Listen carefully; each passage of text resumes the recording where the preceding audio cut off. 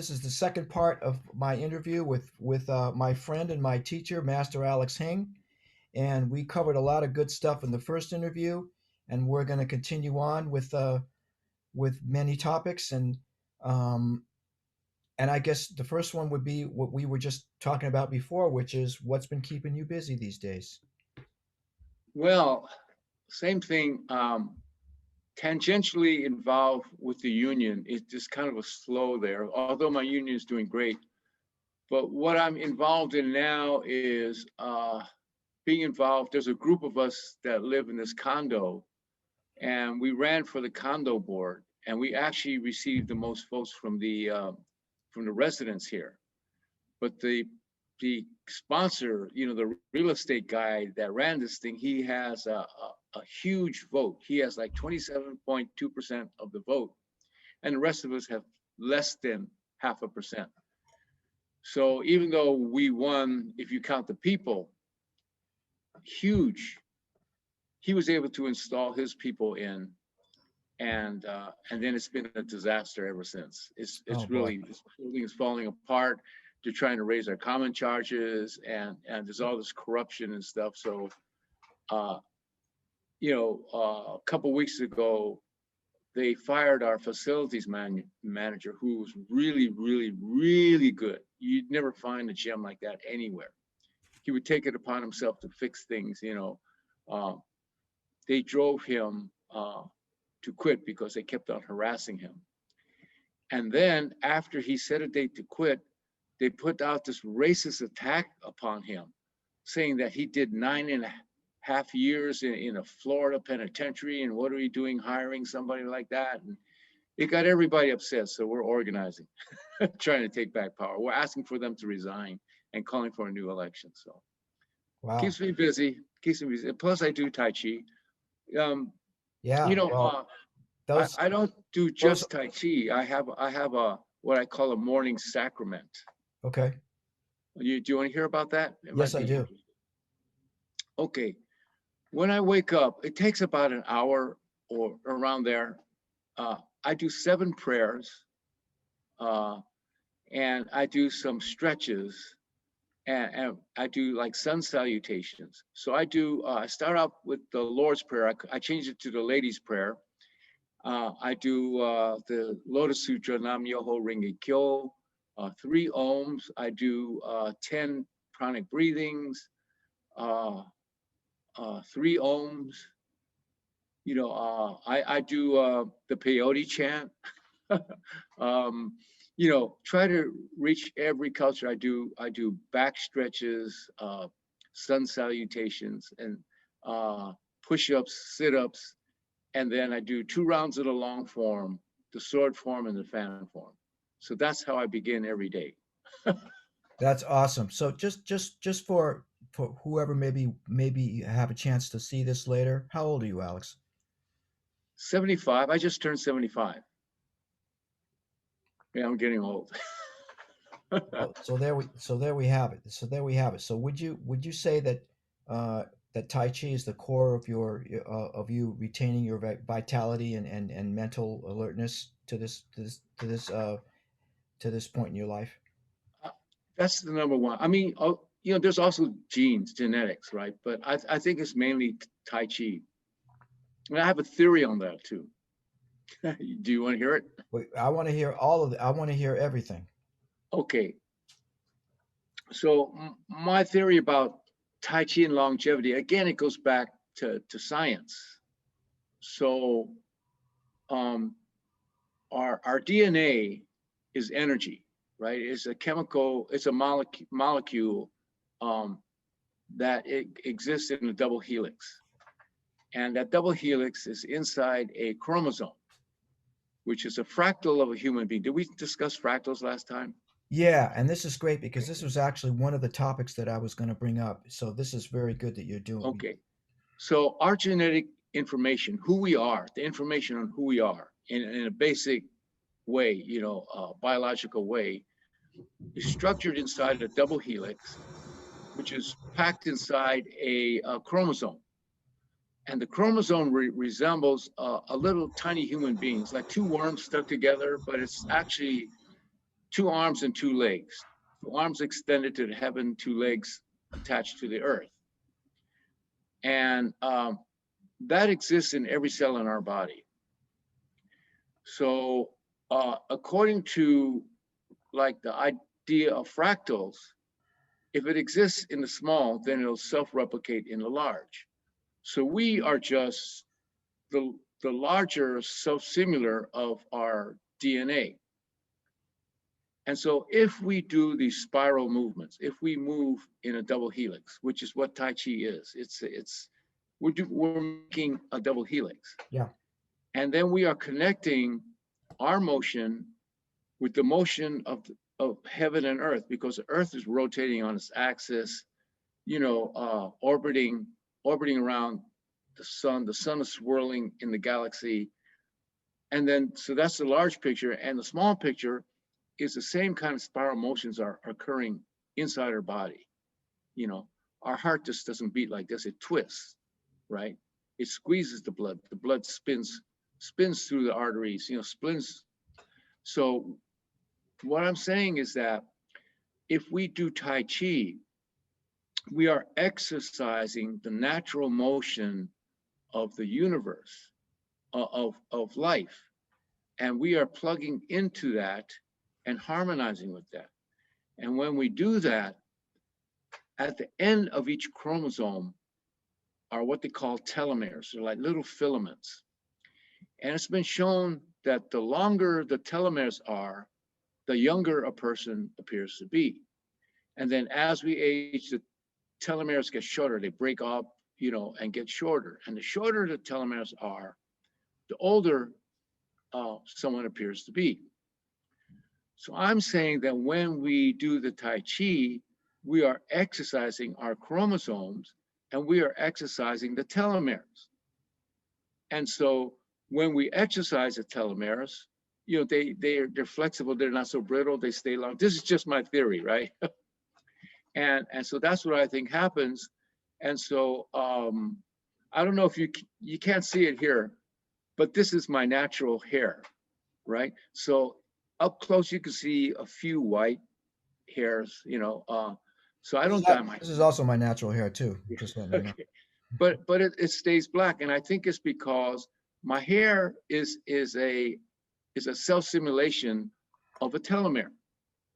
So if I'm exercising all the telomeres, I'm exercising my hair as well. And here's the weird thing. Okay, so people may not believe this, but these white hairs go away. I mean, some of them stay there, but a lot of them, they just go away. Like one time I wake up in the morning, oh geez, I got a lot of white hair. And then a couple of days later, it's like, where'd they go? I don't know. I never worried about it. It's just the way it is. But that's my explanation. Take it for what it's worth. So this is and this ties in a lot to some of the questions that I was thinking about asking you today. So how do I phrase this? So one of the things that you transmit and teach, and expressing your beliefs and the way that you practice is the Taoist uh, model, and how to translate that into a palpable Western science view. For example, let me use as an example the three brains, and you're saying that the three brains that are part of the Taoist philosophy, the head brain, the heart brain, and the gut brain, the three biological oscillators that are that the argument can be made that they are independent entities because, as you put it, the neurons, some of them are connected to the spine, but some of them are are not connected, but they are connected to each other. Maybe you could talk a little bit about that, in terms of the way that you would explain it, um, uh, from the Western view. Okay.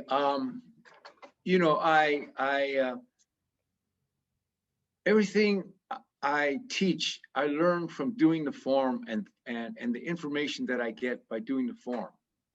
And then also, I read stuff, and but what I think is going on is so I don't believe in past lives at all. I think that we have one shot at it, and this is it. Mm. I believe our energy, though, is immortal. That's what science tells us. Energy never disappears, it just changes form. So, in this mind body, we have, and I think I talked about it last time when we talked about the phantom tail. Yes. We have ancient memories that are built into the structures that created us through evolution. So, like for instance, our arms are wings, right? It's we humans and birds had the same ancestor. So the birds branched out and they had wings, and humans we branched out and we had arms. So that evolutionary process is information when these structures were formed. So let me give an example. Say the gut. To me, the gut controls our feet. And the way that works is the gut is basically a worm. It has a mouth on one end, it has an anus on the other, and in the middle, it processes nutrients. And that's what our gut does. But the worm could not walk, it just wiggled around and always went in one direction and never went backward, went in one direction. Hmm. So if we look at our bodies as having memories of a worm through evolution, then how does that help me understand Tai Chi? So if my gut is a worm, but we move on feet, what is the connection between my gut and my feet? Well, the only thing that moves are our big toes, right? And what I've discovered from doing Tai Chi is that the big toe rolls in one direction, right? It rolls in toward your center and then sends an energy across the bottom of the transverse arch towards your little toe. Okay. And this is what I feel. I don't know if anybody else in Tai Chi teaches it that way, but Well, this, yeah, I do because I studied with you. and so you can feel this energy being sent across the bottom of that transverse arch. So that transverse arch that is connected to the ground where the energy is going from the big toe to the little toe is also a fractal of a worm. It's long, and it goes in one direction. And so to me, the motion of our feet is connected to the gut because the gut is a worm, and the way we walk and the way we connect to the earth is an evolutionary development from a worm. And so, and if you feel it, then all you need to do is to roll your toe into the ground, let your body with the bird part hang in the air, and that alignment that goes across the bottom of the transverse arch will subtly align your body up, so that you don't actually have to work to get your balance. It's all natural, but you got to trust the process. So I don't care how other people teach, as long or how you learn, whatever works is fine. But this works for me because it is in accordance to how I view science and evolution. So the same thing with the heart, right? The heart is just attaches to the fingers. You can actually feel the relationship between your heart and your fingers. Well, the fingers go through your arms, and the arms are almost anatomically similar to birds' wings. So birds and humans, we stand straight up on two legs, right? And we have wings. And if we use our imagination, then these wings can actually feel air pressure. So they behave like wings, which is what wings do to birds, right? They stabilize their structure in the air because they are, thinking. They are corresponding with air pressure, the different changes, and birds fly. So in every posture in Tai Chi, when you go from posture to posture, there's one aspect of flying. You don't just lumber through one posture to the other. You actually take off. It feels like flying, right? You fly to the posture. So, and when you fly, you need to understand that we exist in a substance, right? And if we imagine that our arms are wings, then we can adjust our structure lighter. We kind of float on top, but then our feet connected by our gut to our toes roots us in the earth. So here we are, heaven and earth, right? And then the third is the brain. The brain is more metaphysical. You know, it it it it it is related, I think, to our vision, right?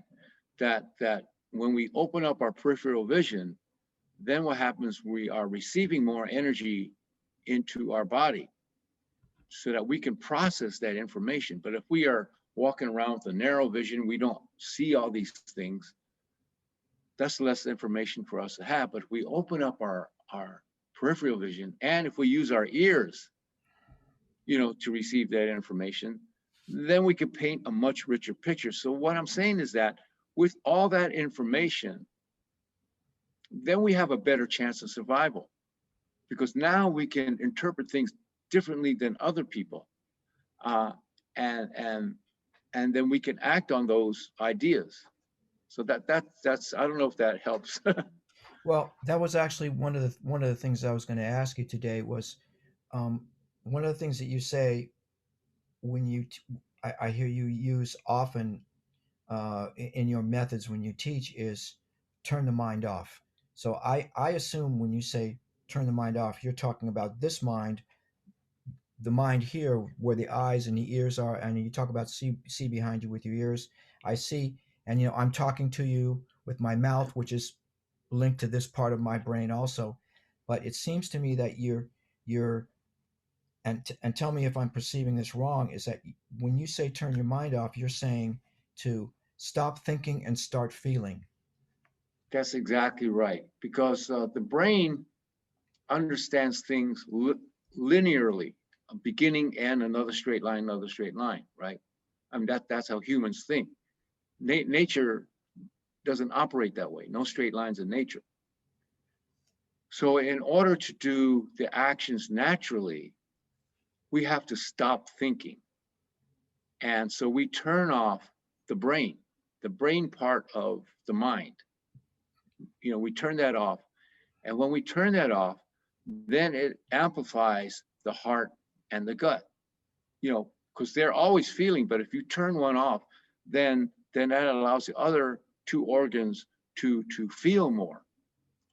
And when it feels more,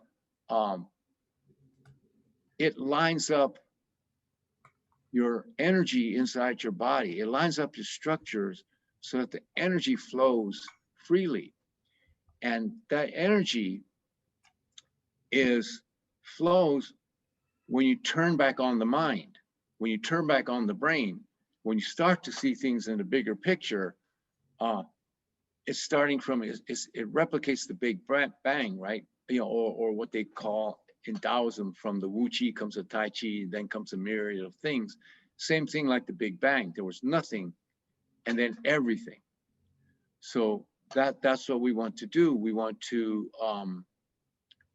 get our energy to line up naturally, and then we want to issue it with the heart going out, the gut going down, and then the brain going out. And in the end, all three unify, right? The brain, the heart, and the gut are unified in the postures. And then you begin the process again, going to the next posture. Awesome, So, awesome. so again, between the postures, there are three pieces. that involve the different parts, the different organs. The first piece involves your brain. I call the first part, going from posture to posture, the first part I call preparation. In other words, you're lining up for the action, right? So you're thinking, well, I have to shift my weight, I have to turn left, I have to step forward, I have to shift my weight again, you know, to line it up. And then before we do the action, we go into the Wu Qi, Master Chen calls it the pre-action, where you turn off your thinking brain. So you think to get to a certain spot, and then you turn off. When you're ready for the action, you have to stop thinking and let the heart and the gut, amplify. And what this part is to put you into a zone where you are free of tension. And you're in a zone, it feels differently. You're not thinking, you're feeling. And once you're in that zone, all you do is open up your vision again. Your toe should grip the floor by itself. Your fingers should spin off by itself, to go by itself, following the mind. So, and then you start over again. So when you're using your brain, it's like, oh, what did I just do? What do I have to do next? And how do I prepare to do it? And then once you're all prepared, you can't prepare anymore. Any more thinking will stop you from acting. So you have to turn it off. And then you get into the zone, and then you do the action naturally, and then in this endless cycle. So it replicates how we develop as humans, the relationship between theory and practice. Practice is the action. Theory is the preparation for the next action, and it's an endless cycle. So it's almost like the reverse of Newtonian physics.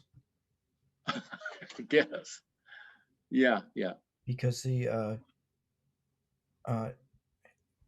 understand what you understand what I'm getting at. In Newtonian physics, for every action there's an equal and opposite reaction, but it seems like we're reacting and then we act, or.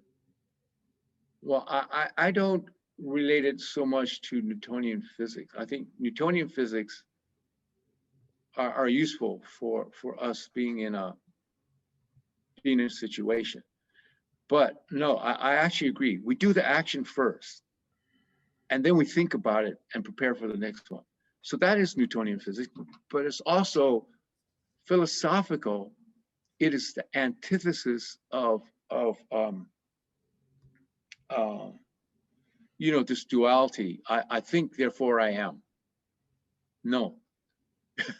You am, and therefore you think. Okay. Yeah. Right? Yeah. Right. So, right. So in other words, all the information that we get is because we are acting. We're out there doing stuff. And then we think, oh my God, what did I do? I got to clean up that mess. And then I got to make sure no one knows about it. And then I got to do something else that they don't remember I did that.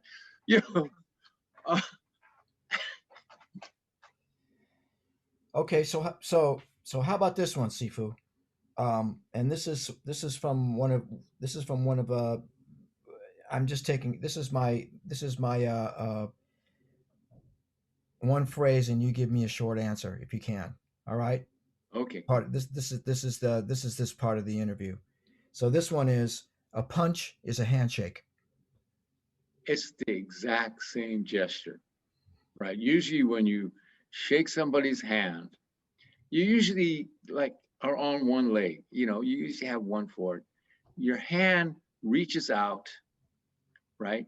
You start it with it open, and you close it around the person who you want to make a connection with.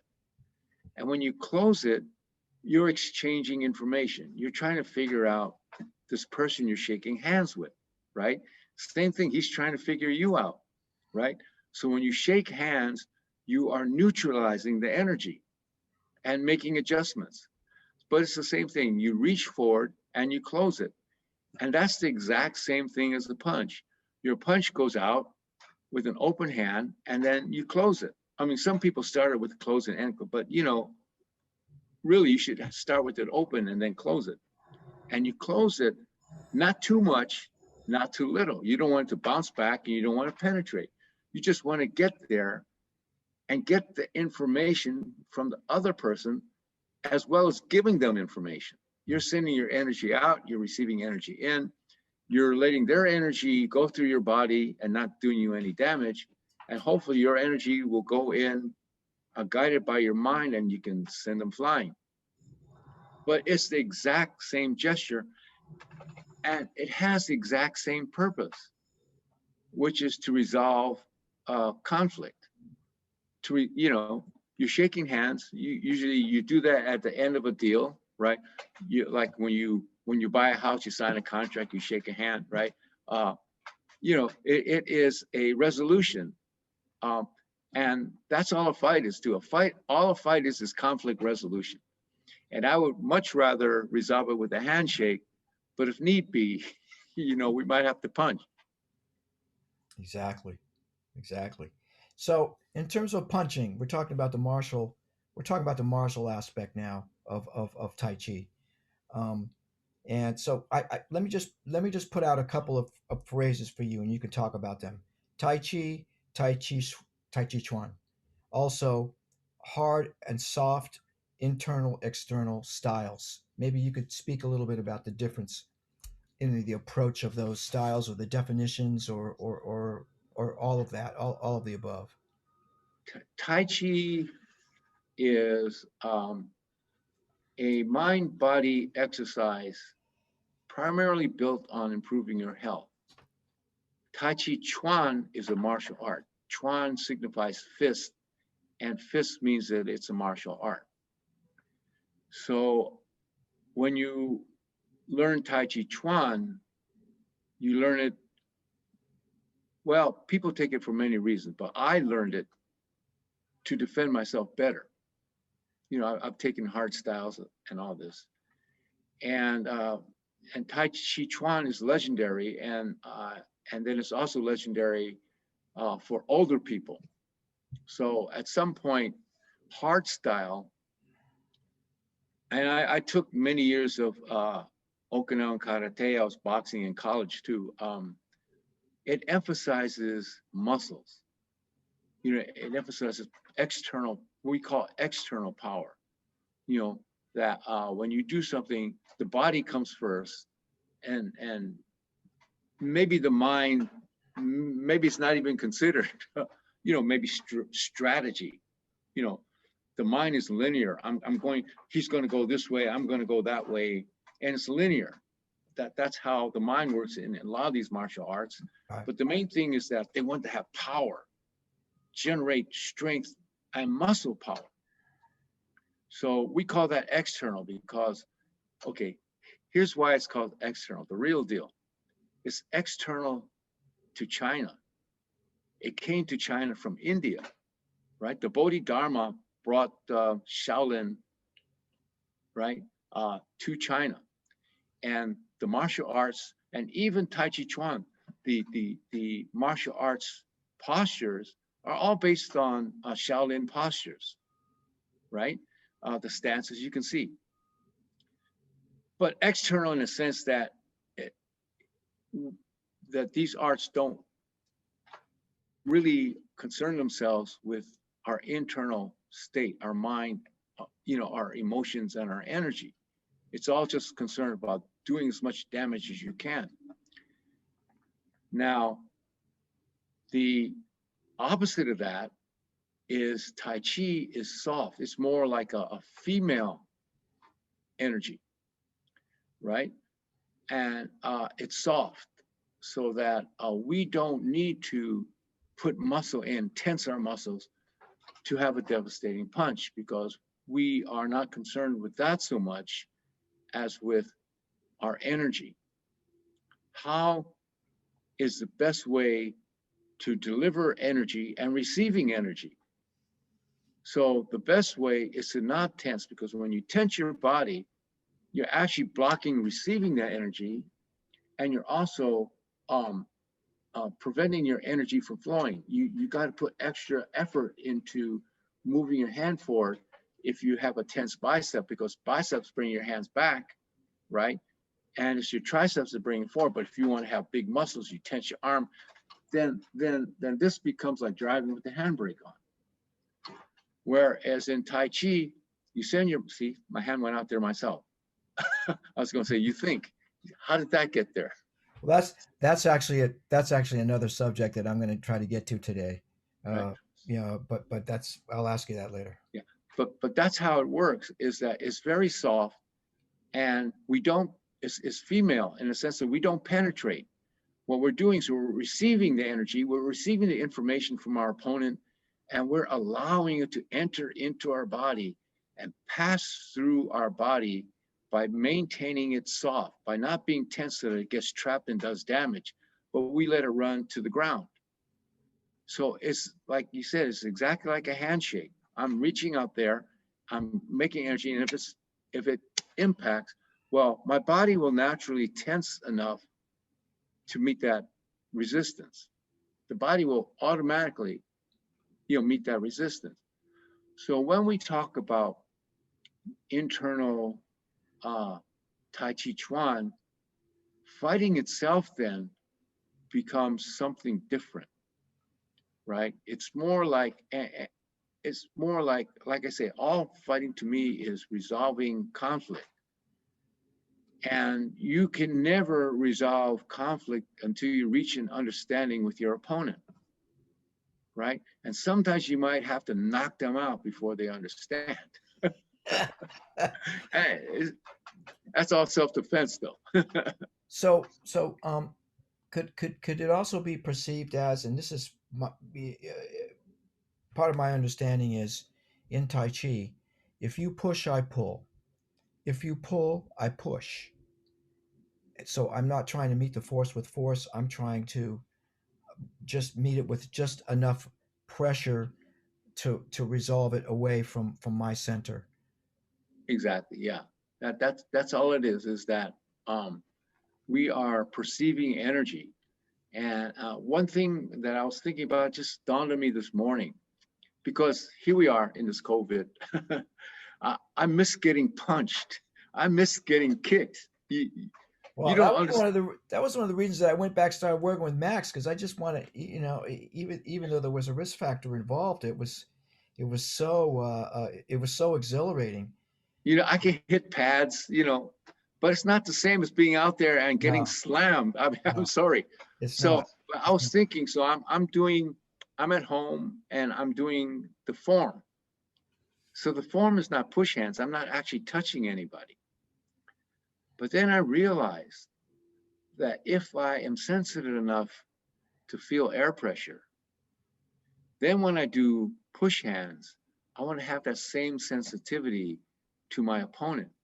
I want to feel them the same way I'm feeling air pressure and respond to them the way I'm responding with air pressure.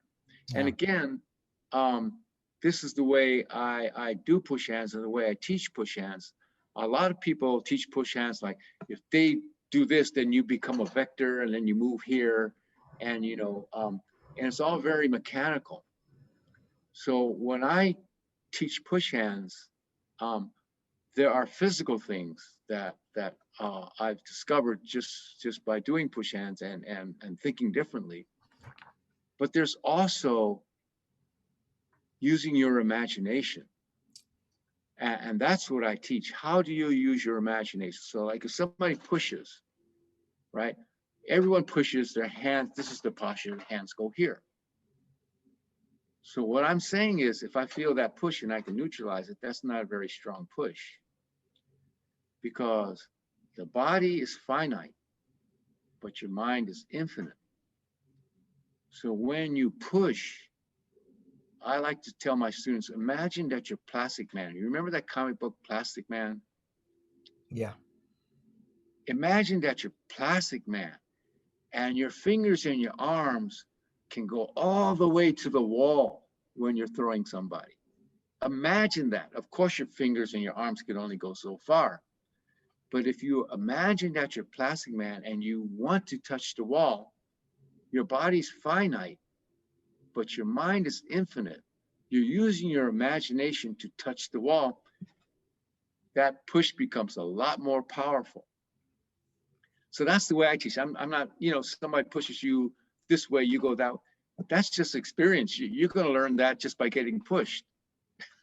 You know, you learn the logistics of it, and maybe someone will give you some example, but that's from their experience. Yeah. It's using your imagination that what we want to do. Did I finish this question at all? It's Yeah, kind of yeah, no, no, no. This is good. One of the things I wanted to ask you today, well, I still have a lot of things I could check off on the list here, but one of the things I wanted to hear you talk about a little bit was the fingers. So let me just start out this question by saying, uh, in your perception of it, you've talked about the thumb being connected to the heart or the right brain, and the index finger being connected to the left brain. right. And the middle finger makes the shape of a ball. Okay. Okay. So what I'm saying is that, okay, so the only things, this is from Master Chen, right, that move are the big toes and the thumb index finger of each hand. The Yes. body doesn't do anything. The body exists between the fingers and the toes. So the body is just lining up wherever the fingers and the The toes body go. is just a conduit between these two The points. body follows, right? So if this is like a needle, my body, my arm is the thread, my whole body is a thread. It's so I'm not, so my body is following the fingers. The fingers are related to the heart, right? And to me, the heart is manifested in the thumbs and I figured because an opera singer goes like that, when they sing, go out with their thumbs, right? And a politician goes out with their index finger. Okay. Okay. They're thinking, and I want you to do this. Whereas an opera singer is out there with love, right? With the thumbs. So the these three fingers, the thumb, index finger, and middle finger, particularly the thumb, allows us to hold tools. And this is what makes us human, our ability to hold tools. Because if we have all these wonderful ideas and we use our imagination and they just sit in our brain and we don't act on it, then we can may as well be a chair. I mean, a chair can be a genius. I don't know. It doesn't show me anything. So our ability to create things is what makes us human, right? Human. This is what we do. We don't do anything. We're nobody else's food, really. We make things. We create things. So create things comes from our imagination, but has to go through our heart and manifest itself in the thumb, index finger, and middle finger. So this is what we do. We begin, it rolls out with the thumb, and then it ends with the index finger. Because So when we So you're talking about actually how we do this when we practice the form. right, it's say like the push, right? If you think about the push, it begins with your thumb and ends with the index finger, Okay. right? And the Yes. middle finger is more structural. It rolls around that, right? And so it begins with the heart, right? Action begins with the heart, and then ends with the index finger. Then you turn off, and then you do it again. Okay. So we have an idea. An idea is nothing. It's insubstantial. I mean, it's more than nothing. It's just, but it's not material yet. It's just energy. It's an idea that you have. It becomes real when you use your fingers. So this is what I'm saying, that when we do Tai Chi, it helps us be more creative. I don't know if you find that in your music, but doing Tai Chi helps you be more sensitive, Absolutely. um, uh, be more creative, feel better. We feel with our heart, we feel with our fingers, right? And so the thumb, index finger, and middle finger are a manifestation of the three organs. So maybe the middle finger relates to the gut. I have to think more about it. I haven't contemplated yet, but Well, that was one of the reasons I asked, because there seems to be, if you're talking about fractals and you're talking about DNA and you're talking about what what what is small uh, manifests itself in us and manifests itself in larger structures in the universe. So perhaps the hands, and this is more of a question than it is a statement, perhaps the hands or the fingers, these three fingers that Master Chen talks about, somehow relate to the three brains. Uh, There's a relationship there. well, I know definitely the heart and index finger. I haven't really thought about. I mean, it makes sense now, following that format, that then the index finger relates to your gut, right? And so the index, the middle finger, uh, is structural. So there's nothing more structural than your root, your toe into the ground. That's related to the gut. I have to work on it. I have to feel it. But yeah, but at least with the other two, the thumbs are the heart, the index finger is the brain, and I guess this is the gut, the middle finger. It allows us to hold tools so that all three of those organs are working. We're thinking, we're building things, we're moving, we're changing things around, and we're creating stuff. And that's what we do. So sometimes you talk about, well, not sometimes, often you talk about something that you touched on a little bit today with the analogy of the bird wings. And I have some things checked off here in a line: wings, airbags, bird root, air pressure. Can you talk about Yeah, those? yeah. When uh, when we do right before the action, Master Chen calls it the pre-action, which is when you turn off your thinking brain and exhale. And when you do that, your elbows will float away from your body. And this is true in every sport. Like, I'm going to throw a ball, right? I'm going to run. I'm going to hit the tennis ball, right? I'm going to hit the baseball, right? So when you do it often enough, I'm actually going to play the note on the bass. you got it, right? If you do it often enough, if you're sensitive enough, you'll feel a structure that happens, you know, rib cage, armpit, and the triceps or to the elbow, right? So the key is that it blows your elbow away from the body. And Master Chen, he feels the same thing, and he calls it like walking around two chihuahuas. Right, right. You talked about the He calls dog. it the two chihuahuas, like he has two chihuahuas and he's walking around like that. I call them airbags because they inflate. And when they inflate, they they they open up, So right? this is part of this is the rooting process. If I release and exhale, the airbags expand. Right. So it's like airbag opens up. And then when it opens up, it's like you're growing your wings because now this structure here can feel air pressure, right? And if you feel air pressure and that triggers your imagination, there is a surface around shoulder level. When you do Tai Chi, your hands seem to go at this level by itself. Down here doesn't feel right. Up here, they go up there, but there's this like surface here, this that Single whip, the all a push, commencement of the form, the push. right? So it seems like your wings, your fingers, your arms float up to this surface. And you can use that surface because, okay, so if you're punching, you're just going through air.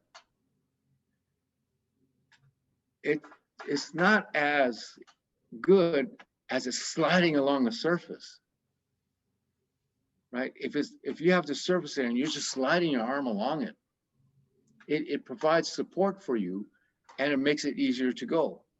Because here I don't see anything. I have to figure it out, and there's nothing there to add support. So when you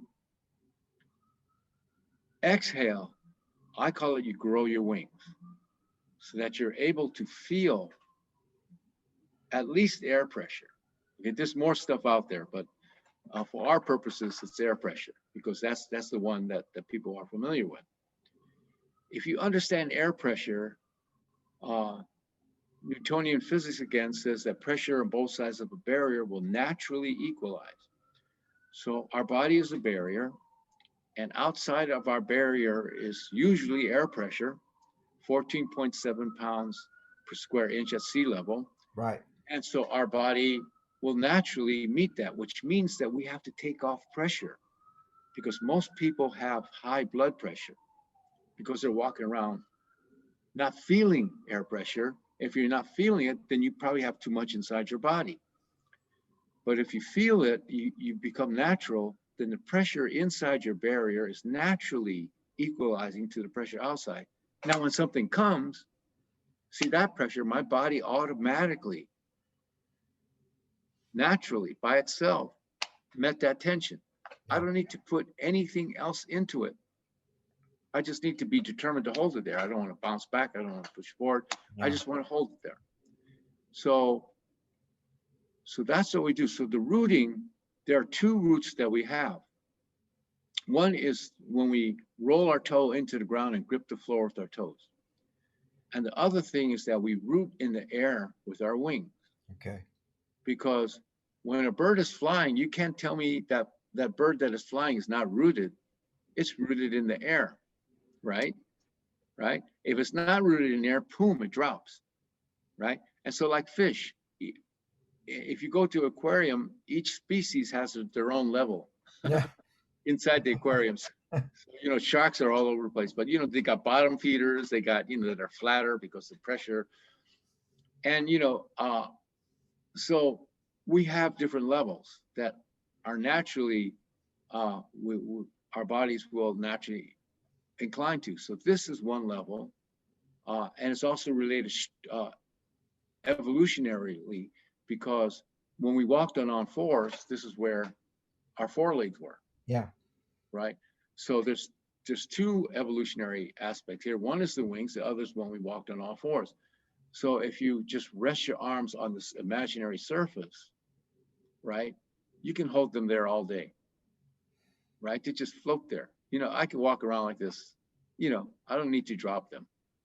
So that's where they go naturally, and so here provides me a root as well as my legs and my toes. So most external martial arts, they don't take into consideration that we're rooted in the air as well. In fact, it's only the bottom of our feet that's attached to the earth. The rest of us, is not physically attached Yeah. to the ground, right? It's in the air, right? So most of us is actually in the air. So that's why we need to feel that we are moving in a substance. And I feel that you can't feel that unless you use your imagination. You see, so it all relates. The imagination Yes, it does. has to be based on the real world, right? Unicorns and all that stuff, get out of here. that imagination, go ahead. Um, what does that serve, right? But we use our imagination to help us survive this environment better and to make it better. Well, that actually goes back to that actually goes back to my the original subject that we started with, um, uh, which was using Western science to explain and understand what happens when we practice the form. Yeah. So, like I say, uh, science doesn't explain everything, and Taoism doesn't explain everything. Yeah. And if you get to the cutting edge of physics, and we'll start to look at quantum mechanics, uh, they perfectly align with Taoism. A lot of it. Yeah. So it's just a different way of understanding the human condition. So when I teach Tai Chi, uh, I'm trying to give people a better understanding of science. Science is just not some boring, dry mathematical uh, bunch of formulas. It's that. But science serves a purpose to help us understand our existence between heaven and earth. What are we? That's the fundamental question. right? Everybody, that has a soul has asked that, you know, what is it all about? Why am I here? What purpose? What am I here to do? What is it? What's it all about? So we ask those questions. So they're philosophical questions, but the answers have to be based on the real world. So this is what I'm trying to do, is to integrate that. So if you feel these wonderful things that we feel when we do Tai Chi, I want to understand it. To understand it better, it should be rooted in science. In other words, there's gravity that holds us to the earth, right? But also, because we have mass, we're pulling the energy of the earth into us. So that's science. That's just physics. Masses attract. Earth pulls us down, and we're pulling the earth into us. That's Newtonian physics. So, we have an energy from the earth that's inside our bodies, right? And then, we also have an energy that is also affected by gravity, which is air pressure is affected by gravity. And we connect to that too. So now we have two roots. We have one physically attached to the earth, and the other, attached to this more energetic level, which is gravity, which is not just the earth, but, it's pulling everything. And gravity makes, everything work. I mean, that's just one of the major things that glue us all together. So that's why I want to try to get people to feel and think, but not think in certain, there are a lot of Tai Chi, there's a lot of, okay, I don't want to criticize any teacher or any method of teaching. It's all good and it probably all helps people. But there are teachers that can't teach that well. Besides, put your foot here, put your knee there, turn here, turn there, put your hand here, and they'll make these micro adjustments where you're not feeling anything, but just put your hand there. What's there for the teacher might not be there for you. You might have a different there. Yeah. Yeah. So, and then they run out of things to say. So they know that Tai Chi is supposed to be mucho misterioso, right? Taoist. But a lot of these teachers don't really study Taoism. They kind of like, superficial. And then they concoct these things and to explain. I'm not criticizing it. If it works and it helps the student understand it, that's good. But to me, that's like making a theory not based on practice. Well, I also think that it's what's based in reality. So I'm gonna read to you a quote from you. This is an Alex Hing quote, Oh, and here I am. Yeah, yeah. Here I am. I'm your sort of your biographer. If you ever want anybody to write a book on Alex Hing, I'm the guy to come to. But anyway, this is basically what you said, or partially probably what you wrote at some point in my over the course of me studying with you in a lesson or something. But you said here, and I'm quoting you directly. It says, "You cannot get around long-term consistent practice and building your own metaphors to help you understand that practice. If you can practice and demonstrate the issuing of energy for self-defense, the last one standing determines reality. I suspect this is why energy healers and teachers place so much emphasis on love, peace, and good vibes. They cannot really use energy in the most primal and vital of life's tasks to stay alive in the face of adversity." wow, I said that. You said that. Pretty damn awesome, huh? Yeah, it's self-explanatory, really. Uh, Tai Chi is personal because you're the one that's doing it. I can't feel what you're feeling. Only you can feel what you feel. So what you feel is your interpretation of the energy, and that will trigger your own uh, imagination. And if it works for you, it works. So this is like back to this thing that I'm saying about some teachers. They run out of stuff to talk about, so they manufacture some things. Yeah. Other part of it is that when people say that, well, Tai Chi is a martial art, and they talk about Tai Chi being a martial art, and obviously this is brushing away a kick and this is a punch or a push, and they'll say, well, this is brushing away a kick and this is punching, but they can't really do it in a Tai Chi way, Yeah. which is you just do it and you don't really put any more energy into it than you need to. It kind of happens by itself. Yeah. Right? But when they practice, I'm blocking, I'm pushing away a kick, and I'm really punching hard. And so the teachers sometimes do that because they know it's very obvious these all are based on Shaolin moves, right? The other thing that's really bad, and some of my students will do this, we get students to just come and go. And they go through the form and they, so maybe I'll explain a little bit of how it works as a martial art. And you see this sometimes in Master Chen's class, so he has a lot more students. These people think that they know how to fight because they do the form. Now all of a sudden they're martial artists and they're strutting around and Yeah. right? You know what I'm talking about, right? Yes, I do. That is doing Tai Chi Chuan a gross disservice, and it might endanger you, right? The object is to resolve conflict, and if you can't resolve it, to get out of that situation. Why do I want to be there? I want to look for a way out because I'm self-defense, right? Now, I might have to do some stuff to get out of there. I might have to flatten the guy on the ground. But once they're on the ground, I'm not going to go up there and try to kick them in the face. That is not my object. My object isn't to kill them, to hurt them. It's just the energy that they give to me, I'm just going to return back to them. I want to resolve it and I want to leave it, right?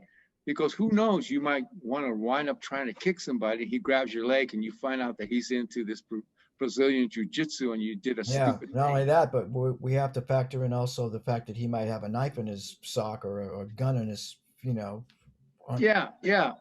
And the best thing is you want to get out of that situation because you don't want to have enough time for the cops to come around and explain what happened. Exactly. You just want to Exactly. get out. All right. Well, Sifu, this is awesome as always. This is part 2 of probably many more to come because I have I'm not even halfway through my some of my definitions for you and some of the subjects. I figured that this time we would sort of leave it a little bit more of a looser format. But I'm always going to start out basically with the same structure with the interviews. But yeah, our hour is almost up. So Well, I hope it was useful because, once you get me talking, sometimes, I go off. no, this is awesome, and I truly appreciate your time, and this is Tai Chi Salon, and this is Lincoln Goins with Master Alex Hing, and I hope you enjoyed our session, our second interview, and It's Sifu, been a thank you very pleasure. much. Thank you. Right, we're going to do this again. Good. Right, My I'm going to pleasure. edit this and get this out to you. Okay. Right, I'll Thank you. post it on YouTube. I'll let you know. All Okay. right. Thanks. Okay. I'll see Good. you around real soon. Right. Good. Thank you. Take care. Have a great You day. too. Say hi to your family. Thank you. You too. Right. Bye. Bye.